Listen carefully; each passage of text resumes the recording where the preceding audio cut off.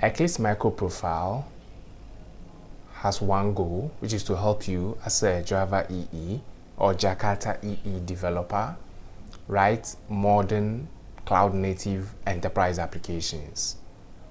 There are a number of APIs that come with the Eclipse MicroProfile project. The one we're going to focus on is the config API. So what is the MicroProfile config API? To understand what it is, we need to know what kind of problem it aims at helping you solve. Let's say we are developing an application and in development we need to connect to a specific server on a specific port so we can get dummy data for development.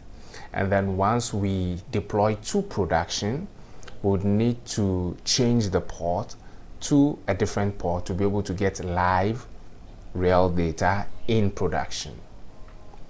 Now, to do this, we don't want to be constantly manually changing the port numbers.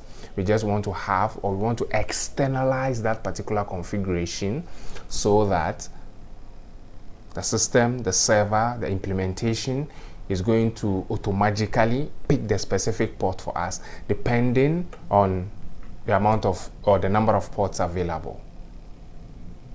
So these are some of the challenges you're going to face in software development. You're going to have issues with configuration, how to externalize them, how to manage the externalization process and all that. All these are what the Eclipse MicroProfile config aims to help you solve. Now, in our example, the Eclipse MicroProfile config gives you the concept of config source. A config source is essentially any place that configuration values can be picked from. So in our case, the configuration value is the port number. So a config source is anywhere we can keep port numbers, so we can use the Eclipse config API to fetch those port numbers. Now, the concept of config source also has ordinals. So a config source is assigned an ordinal. An ordinal is a number, just an integer, that shows the position of a given config source in a hierarchy. Again, back to our example, in production, we are going to have one config source, which will have a given ordinal, say 50, for instance. And then once in production, we are going to create another config source with an ordinal of 100.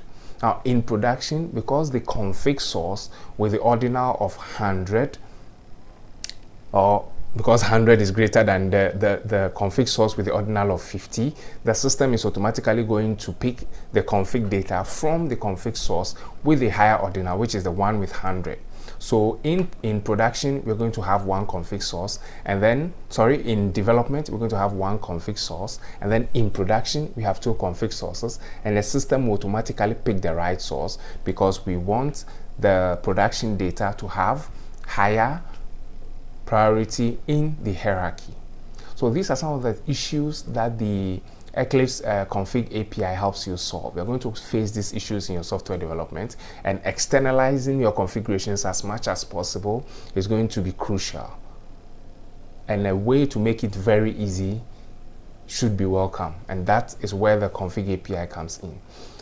Out of the box, you have a number of config sources. We have the config properties files, we'll be looking at that one, and then you have system properties, you have environment variables as well. Then the Payara server platform itself adds other config sources as well, custom config sources as well. Let's take a look at the custom config sources that the Payara server adds to the default config sources that come with the config API next.